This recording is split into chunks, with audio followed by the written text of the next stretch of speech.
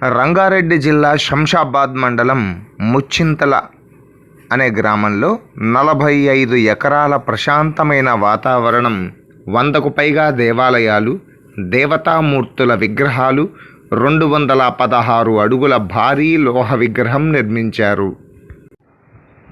ఫిబ్రవరి 2వ తారీఖు నుంచి 14వ తారీఖు వరకు శతాబ్ది ఉత్సవాలు జరిగాయి.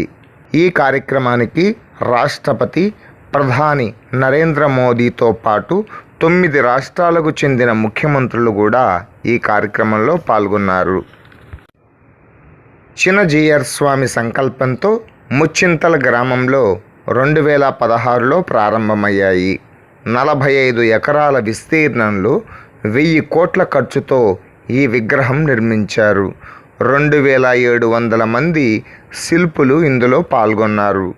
పద్మపీఠం 27 అడుగులు ఎత్తు ఉంటుంది. శ్రీ రామానుజాచార్యుల విగ్రహం 108 అడుగుల స్వామివారి యొక్క కూర్చున్నటువంటి భంగిమలో ఉన్న ఈ విగ్రహం ప్రపంచంలో అత్యంతమైన విగ్రహాలలో ఇది రెండవది. మొదటిది థాయిలాండ్లో ఉన్న బుద్ధ విగ్రహం.